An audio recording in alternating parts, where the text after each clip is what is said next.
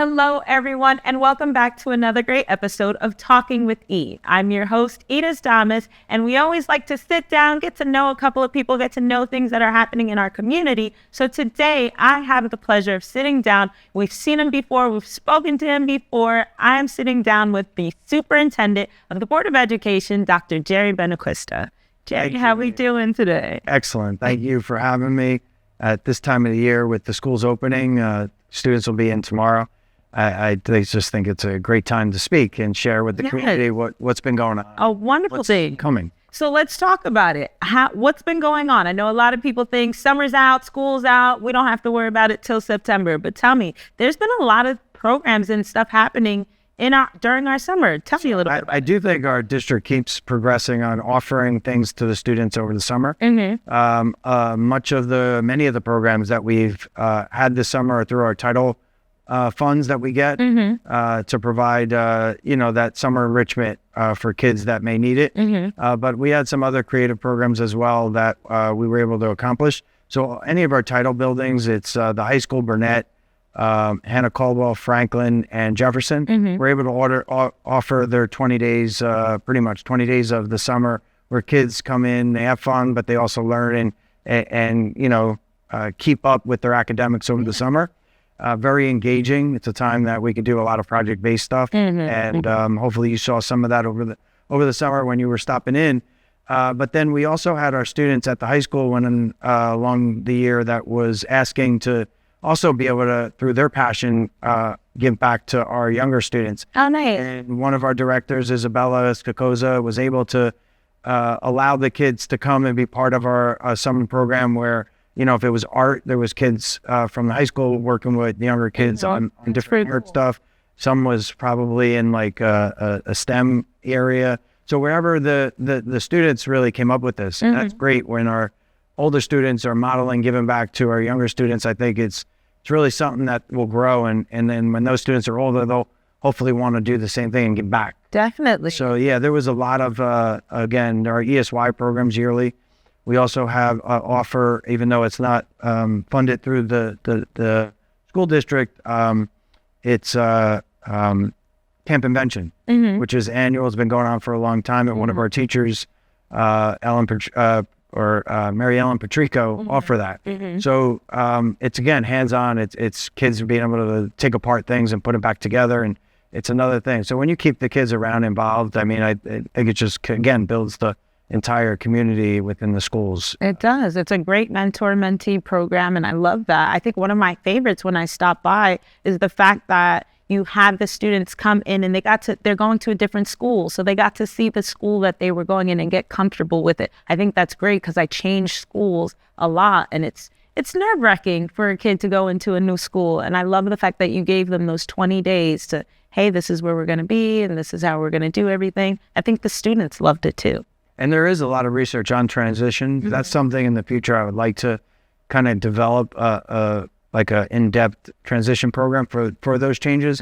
But our district's also looking at, our grade level configuration and is it the right one for our students? So that's something maybe down the road we'll be able to impact, because the more transitions, obviously, some kids adapt very well and some have struggles. Yeah. So, but a lot of research shows that if the transition program supports the child, all the children will be better with the transition. Completely agree, and I love that. I think that's great for not only the children, their parents, and the communities. So speaking of communities, we touched on it a little bit. Let's bring it to safety when it comes to getting our kids safely to school, getting them back home. What do you think our communities can do together to ensure safety for our kids in the schools? Well, I mean, if we just talk about dropping off in the morning, whenever a school year starts, any community, people are getting back into a routine. Our community, many of them have to get to work as well.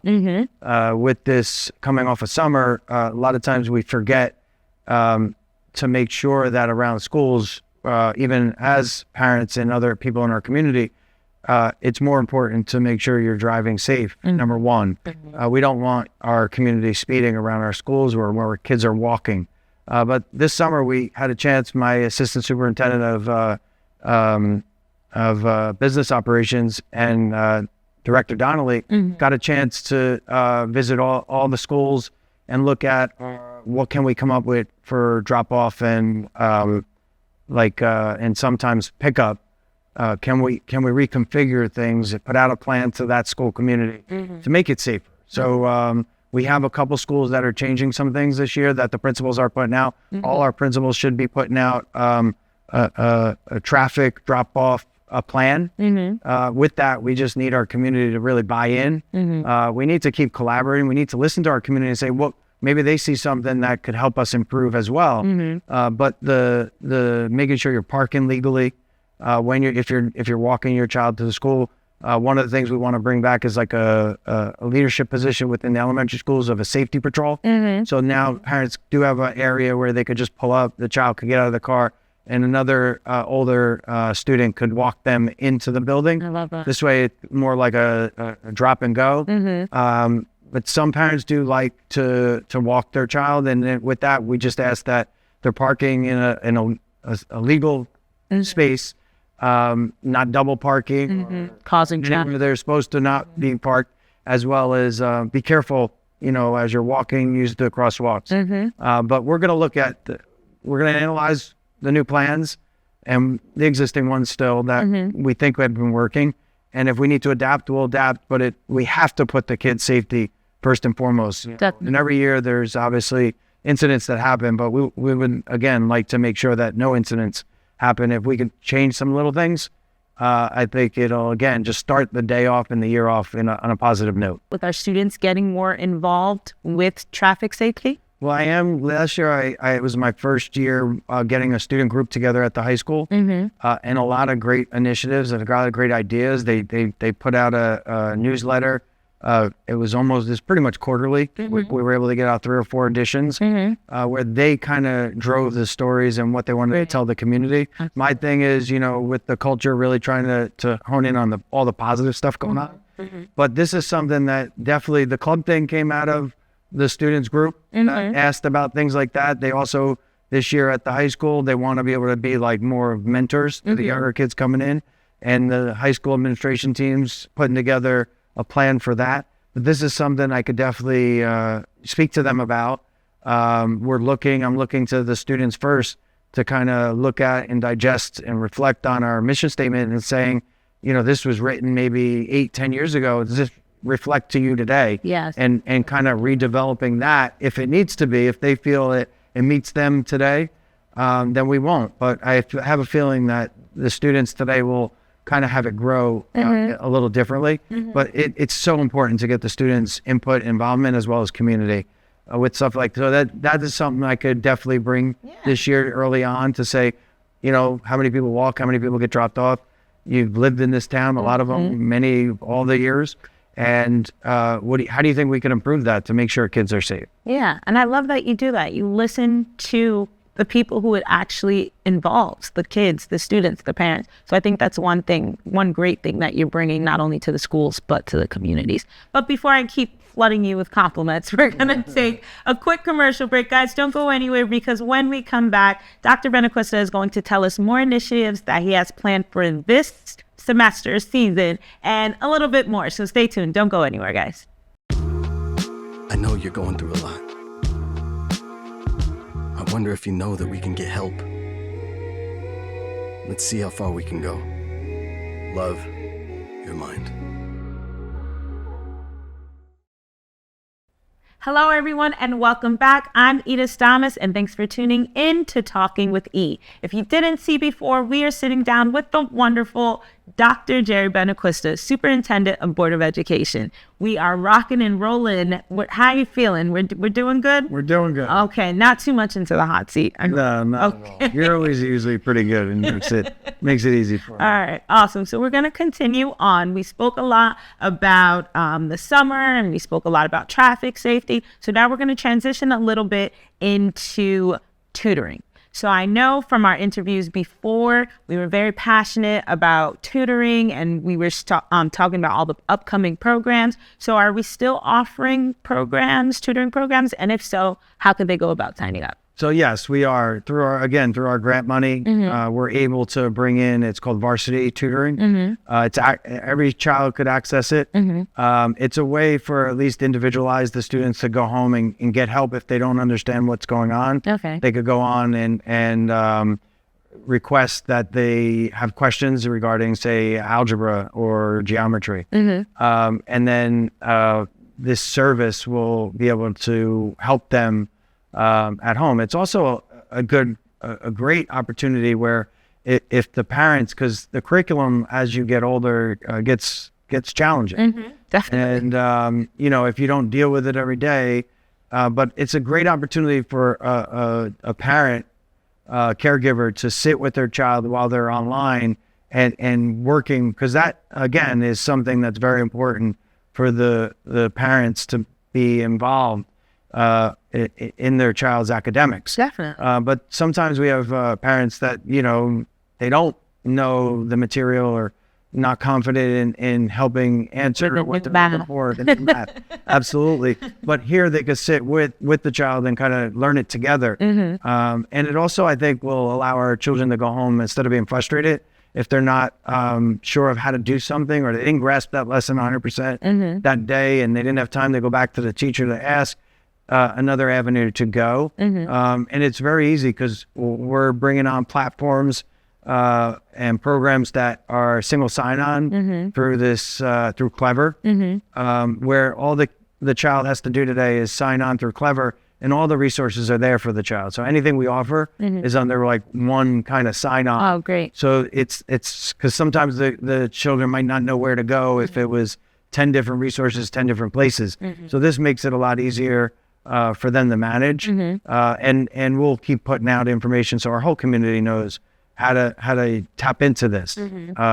So again, not every child obviously is going to learn that lesson 100% during the day. So it really, again, I think helps our community when they need it, and just providing that again avenue for them to tap into, and the children that are eager to make sure they we'll do it. Yeah. And we did some in the past, and we had really good data on that. A lot of our children were tapping into it, and if our directors ever are able to get drilled and on the hot seat, they could go into more of the data behind our kids tapping into it and really asking for not the same company, but ones that we used in the past. Okay. We also, during the year, if we have the financing, we always try to do other programs for the students. I was going to ask, they also have in-person programs for the students. Well, yeah, along the year, if the funding's there, if we could allocate some funding for that,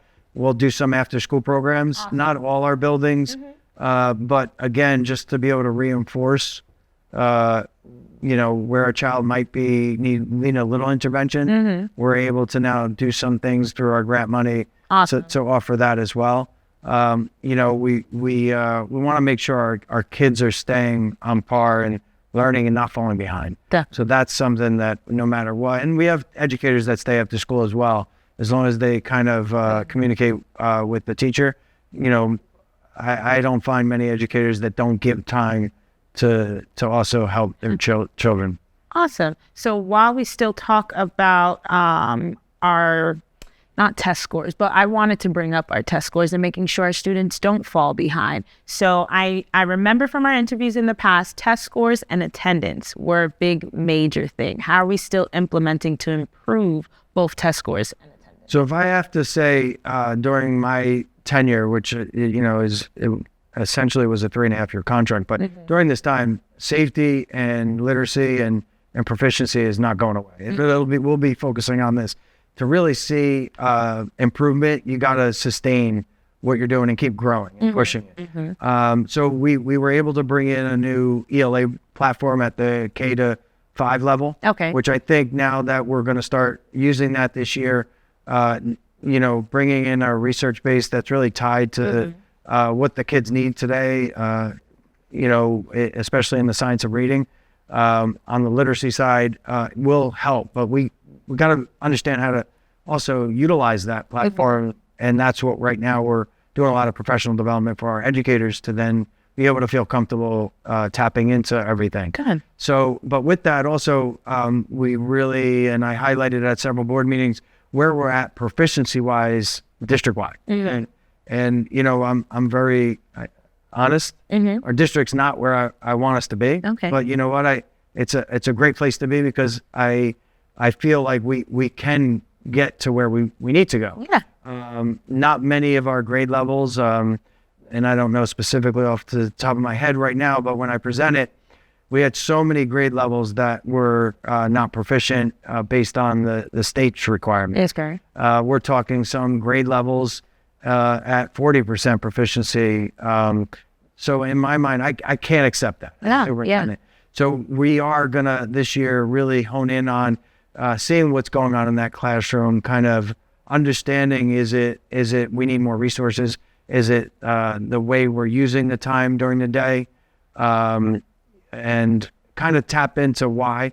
We also started hiring, we had some coaches in our district, and we saw that grade level after 2 years where they were really focusing on a bigger percent increase on proficiency. So we're looking to expand that. You know, we're looking to bring in coaches and reading specialists. So this summer we were able to have at the elementary schools 3 coaches hired. The coaches will help with the teachers making their life a little bit easier on analyzing the data, making sure all the, like, say those grade level teachers are all kind of doing the same thing. Also breaking it down where if we see some success somewhere, bringing it to the team. So they're going to like really help on the teacher side of it. When we get our reading specialists in place, it'll really help on the student side of it, going, letting the teacher know, well, this is the needs of this student, individualizing it to what they need. Because it is challenging today with 25 kids in a classroom for a teacher to do everything. So, you know, we're looking at what best practices, what's working elsewhere, and we're kind of developing it into our own.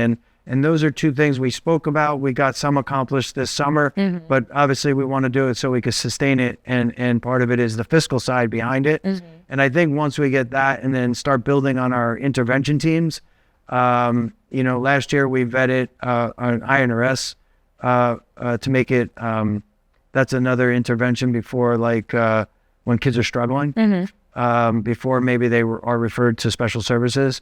And we're really kind of streamlining that to be consistent throughout our district. So we really have to make sure throughout all the elementary schools we're more consistent. And that's what I reconfigured our supervisors to now have 2 elementary supervisors, which years ago we brought it back where they could just be focusing on K-5 in our cores, and really, again, kind of lead the coaches with the reading specialists eventually, and really make it a comprehensive team that's not going to, once we sustain something like that, our kids aren't going to be, a very small percentage of kids will be falling behind. We'll make sure that kids are not just on grade level, but also, you know, outperforming.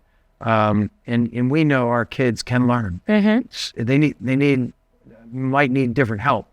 And, but I think right now we need to give more focus down to it. And eventually over time, you're going to have less kids at the secondary level, you know, not performing. But it has to be sustained too at the same time. And we need the funding behind it to make sure it could happen. So it's a combination of a bunch of things. It's not just one. And it's all of us working together to make sure that happens.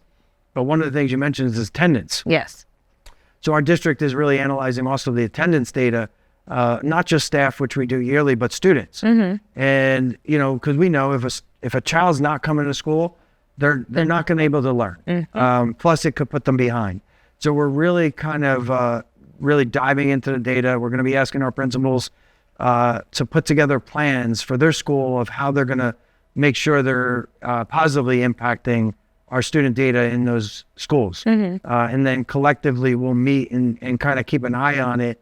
When before I felt it was really isolated, we're going to make sure that we're all reflecting on, so if one school has something working, we'll share and see if it can work in our other schools. But the thing is, we can't look the other way. You know, we need our students in school. And this is where, you know, we talk a lot about community. We need our parents, caregivers to make sure they're getting their child in school. And when that child's not wanting to come to school, they tap into the resources we have. And we have conversations of, how can we get that child to school? Because there are children still that have a difficult time wanting to attend school, but there's another route to that we have to figure out, another issue. This year we're providing higher level, we have licensed professional counselors. We're creating our own program in our school because we realize that there's students that need that higher level intervention on the mental health side. So our district, from our Board of Education, with the initiative of us doing it ourselves, we are not outsourcing that service. We're going to be able to provide it to all kids inside. And we're now building that. So that's something, again, in the end, another resource that our kids will have. And it'll be just like we hired a professional service dealing with mental health, but it's our own. So I think, again, putting everything together, but, I'd love to kind of report back at the end of the year to see if we're seeing a difference on our chronic absenteeism. That's kind of what I call it. It's not we're meeting requirements for graduation, which is the one thing that, kids have to attend school a certain number of days. But I along the younger grade levels, we got to keep an eye to make sure kids aren't missing on a daily basis. And if they are, we got to figure out why. Yeah, definitely. And like you said, it takes the whole community. I always love to say that it takes a village. So with you, our teachers, but also the coaches that you mentioned and the licensed counselors, but also back home with the students and the parents. It takes the whole village to make sure that our kids get the best resources that they have. They're coming out with the best outcomes, test scores, attendees. So I think these initiatives definitely do help. It's a great addition. And one of the things we're highlighting this year is it's about you. That you could be the students. It's the staff. It's the community. And that's kind of when we opened up schools yesterday. We really I want to focus on the culture, because culture is going to drive everything we're doing. And really hone in that it's about you. And that's what, we're union, but it's the students, it's the staff, it's the community, all working together for the students. And, we have some amazing students that come through our school system over the years. We put out a promotional video. Hopefully everyone was able to look and see that. I know it's being put out everywhere.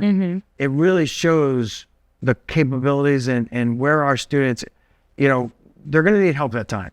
But our school system, I would say, can be the best. It will be the best up against anyone. Definitely. We have students that are phenomenal, and we, reflecting on it and watching it, it's amazing to see, all different, not just one area. Some amazing students that went through these halls that are doing some amazing things this year. And I always say, who's the next person? So I'm really looking forward to, kind of getting our district to be at that level, but it's collaborative. It's everyone working together. And that's why, working with, having a great relationship with the town hall has just been such a benefit to where we want to go. So, more to come, but I can't say, I look forward to coming in every day to say, what else can we do together? No, I love that. I look forward to seeing what you can bring, because like you said, there's so many gems that come out of Union. So who's next? Exactly. Absolutely. Who's next? So, all right, lastly, let's talk about improvements. We've been talking about improvements with test scores, attendance, safety, traffic safety. Let's talk about actual facility improvements. What has been improved either this past year or summer? Because I know there has been some improvements. There absolutely 100% have been improvements. We keep going, need to do a lot more. Unfortunately, our facilities, when it comes down to, if you don't have enough money in the budget from year to year, sometimes you give up that continual facility improvement because it's not needed at that moment. And I think that's what kind of maybe has happened over the last few years. But I have full faith in our new buildings and ground leader. Recently that changed, and Anthony Cirillo, who's been with us many years, is really taking ownership in our district. And he's been with us for many years, where he's always had that hard work ethic. Now he's showing that hard work ethic as the leader, where a lot of the employees that fall under him are now kind of following behind, and it almost built the culture to be a little stronger within the buildings and grounds, because they see him modeling in his work ethic. And we did, I think, more projects this summer and maximized the men's work without needing to just do tons of overtime. Because then when you're saving on just giving away overtime, you could reallocate that money to do more. Yep. And that's really where Anthony stepped up and did a lot and organized a lot. A lot of it's configuring with outside contractors as well as assigning work to our own.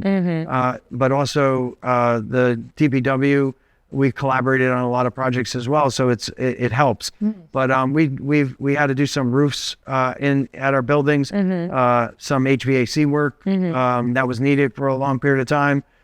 We had to redo some floors that because if we let the floors get so bad, as they're older, there may be asbestos underneath where there's ways to be ahead of that. So this way that never becomes an issue, because that's a whole nother problem if you have asbestos, now being impacted. But then we did a lot outside our schools to just, clean up, make the buildings look a little better on the outside. We did some playgrounds that needed to be, that the floor was buckling up. We, are right now working on Washington schools. And some of it is through grant money that our grant Isabella was able to bring to our district to offset our local funds, and we were able to get stuff done there. And we have more coming. We have some boilers that we have to address before heating season. We're working on that right now, getting that accomplished. But we're also reflecting on our long range facility plan. We want to come up with a 3 to 5 year as well of what are our high needs in our district. We see that this is at the end of life that we need to get ahead of and put it in our budget. And then once it's in the budget, we got to make sure we're doing the project, not just reallocating that money elsewhere. We did some painting, so we really did. I think I have to say thank you to our building and grounds crew under the leadership of Anthony. I feel like we got so much accomplished this summer, and it is a time that some projects need to wait because we can't have the kids around. Just like something where we had an overgrown cul-de-sac in the middle of the school, we can't bring in trucks and then while kids are there. So we were able to get things readdressed that should have been along the way. But then I feel like we're also addressing things now where we're doing it the right way. When, for example, we had an issue at Burnett at the end of the year, if we wouldn't have mediated it the right way with the water, you could be dealing with other issues down the road. We brought in a company that was approved by us, that was connected. They work with our insurance company, and to make sure now our insurance company is checking to make sure the company did it at a level where we're not going to have mold grow afterwards. It did take a couple of weeks. We had to do half days in that school for the last week and a half of school, but it was worth it because now we're not worrying about this year. Because we did it the right way. We got our gym floor on our second floor, Burnett, was impacted, and we were able to get a whole new gym floor because that was impacted, but because it was done right. So, without addressing things the right way, we might have left it, might not have shown up for a year or two, but then we would have saw other issues happening. And I feel like whatever we're doing now moving forward, it's going to be the right thing, where we're not needing to readdress things later. I think I'm going to change your motto to improvement, because you've been doing everything to improve. Like I said, the schools for one, the students, their attendance, the traffic safety. So I think I'm now going to call you Mr. Improvement. Well, I have to say, for years, some people say union needs to change. I don't agree with that. I've been in this district since 2000, so I'm going into my 25th year. Union doesn't need to change. It's a great community. It's a great school system. It's a great place to be, as you see what's going on throughout our community. But we need to improve. I'm not denying that we don't need to improve, and we need to continue to find ways to improve, even in areas that we think we might be happy with. But we can't sit here and be satisfied. We need to keep providing and keep improving. So if anything, yes, I agree. Improvement is a good word, because I do think across the board, I'm not afraid to highlight where we're at. And that's great. I'm going to be very happy to then highlight where we went. Exactly. And where we ended up. So yeah, we as a school system have ways and need to improve. Thank you so much again, Gerry. It's been a pleasure. It's always a pleasure. And like I said, I wish you the best school year. And thank you everyone at home for watching. This has been a great episode with Dr. Gerry Benaquista. I'm your host, Edith Thomas, and I'll catch you next time on another great episode of Talking with Take care, guys.